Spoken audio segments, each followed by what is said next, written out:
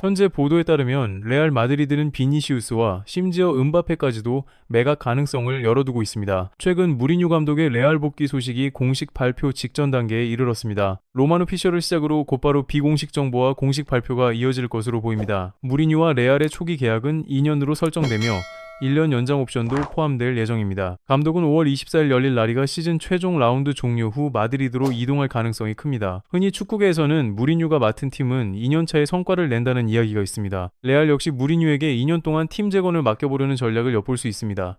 그러나 무리뉴의 복귀를 반대하는 시선도 적지 않습니다. AS 로마에서 컨퍼런스 리그 트로피를 들어올린 이후 페네르바체와 벤피카에서는 기대만큼의 우승을 달성하지 못했다는 점이 근거로 제시됩니다. 일부에서는 무리뉴 2년차 공식이라는 말마저 시대에 뒤처진 표현이라고 평가합니다. 반면 찬성하는 팬들은 무너진 선수단 기강을 가장 빠르고 효과적으로 회복할 수 있는 유일한 감독이라는 점을 강조합니다. 페레즈 회장도 최근 생각을 바꾼 것으로 보입니다. 당장의 경기 성적보다 체제 자체를 정상화하는 것이 우선이라는 판단입니다. 따라서 무리뉴 체제에서 어떤 선수들이 남고 어느 포지션에서 보강이 필요할지에 대한 논의가 벌써부터 활발합니다. 이번 시즌 레알 마드리드가 직면한 최대 문제는 팀 내부의 규율 붕괴입니다. 이는 오랜 기간 반복된 악순환의 결과라고 볼 수 있습니다. 이전 레알 감독 시절 무리뉴는 카시아스와 호날두 같은 슈퍼스타들과 갈등을 겪은 경험이 있습니다. 하지만 그가 중시하는 핵심 요소는 페레즈 회장의 전폭적인 지원입니다. 회장의 협조 없이는 레알의 변화를 이끌어내기 어렵습니다. 사실 레알에서는 감독이나 선수의 능력보다 회장의 결정이 영입과 방출에 가장 큰 영향을 미칩니다. 페레즈의 권력은 단순히 계약 단계에서만 발휘되지 않습니다. 지난 수년간 그는 감독보다는 선수 편을 더 많이 들어왔고 현재 레알의 주요 선수들을 육성한 주체이기도 합니다. 다른 구단에서는 감독의 지시를 무시할 경우 입지가 위험해질 수 있지만 레알 선수들은 종종 이를 쉽게 무시합니다. 이는 페레즈 회장의 절대적인 영향력이 만들어낸 문화입니다. 물론 그를 내쫓는 것은 불가능합니다.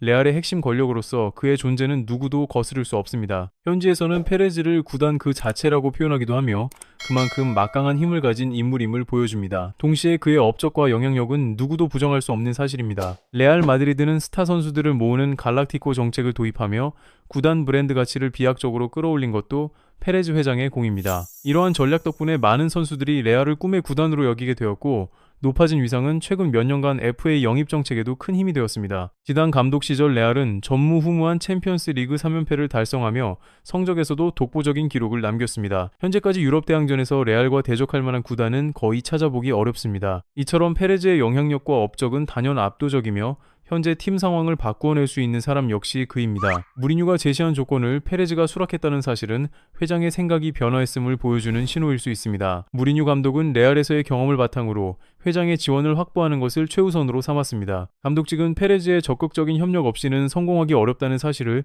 그는 잘 알고 있습니다. 이러한 구조적 현실을 감안할 때 무리뉴의 복귀는 곧 팀 재건과 질서 회복의 신호탄이 될 전망입니다. 클롭을 제외하면 현재 레알이 선택할 수 있는 최상의 대안이라는 평가도 존재합니다.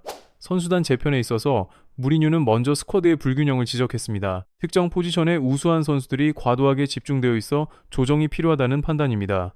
이에 따라 이미 내부에서는 정리 대상 선수들이 추려진 것으로 알려졌습니다. 알라바와 카르바알은 이번 시즌 종료 후 계약이 만료되어 자연스럽게 팀을 떠날 예정입니다. 또한 확실한 매각 대상으로는 에두아르도, 카마빈, 세바이오스, 곤살로, 가르시아가 포함됩니다. 특히 카마빈 매각은 무리뉴 감독의 직접적인 결정으로 구단 입장에서도 재정적 이득이 크기에 반대 의견이 거의 없습니다. 카마빈의 이적료는 5천만 유로로 책정되었으며 칼라타사라이, 도르트무트, 토트넘, 리버풀이 관심을 보이고 있습니다. 세바이오스는 800만 유로로 아약스가 후보군으로 거론됩니다. 곤살로 가르시아는 3천만 유로의 가치로 도르트문트, 유벤투스, 코모가 주목하고 있습니다. 추가적으로 안드리 루닌 역시 매각 대상이지만 개인적으로는 굳이 판매할 필요가 있는지 의문입니다. 서브 키퍼로서의 역할을 대체하기 쉽지 않기 때문입니다. 루닌의 몸값은 100만 유로이며 인터, 토트넘 등이 관심을 보이고 있습니다. 구단 내부에서는 프랑 가르시아와 라센시오의 매각 가능성도 검토되고 있습니다. 두 선수 모두 팀 전력 향상에 큰 기여를 하지 못한다는 평가가 있기 때문입니다. 마스탄투노는 임대 이적이 유력하며 이는 선수 본인에게도 성장 기회를 제공하는 긍정적 선택으로 보입니다. 그러나 가장 큰 문제는 여전히 내부 분위기를 해칠 수 있는 선수들이 존재한다는 점입니다. 아무리 무리뉴가 온다 해도 통제하기 어려운 경우가 있을 수 있습니다. 예를 들어 추아메니와 발베르데 사이의 관계 개선이 쉽지 않아 둘 중 한 명은 팀을 떠날 가능성도 있습니다. 뛰어난 실력과 재능에도 불구하고 구단은 감독 선임 목적을 잊지 말아야 합니다. 이런 맥락에서 보면 에이스급 선수들, 특히 비니시우스의 입지도 결코 안전하지 않습니다. 현지에서는 비니시우스, 심지어 은바페까지 매각 가능성이 거론되는 상황입니다. 흥미로운 점은 레알 내부 분위기가 여전히 비니시우스를 중심으로 돌아가고 있다는 사실입니다. 실제로 비니시우스는 선수단 내 많은 이들과 돈독한 관계를 유지하며 라커룸을 하나로 묶는 중요한 역할을 수행하고 있습니다. 때문에 그를 내보낸다면 일부 라커룸 분위기가 흔들릴 수밖에 없습니다. 그만큼 비니시우스의 구단 내 영향력은 막대합니다.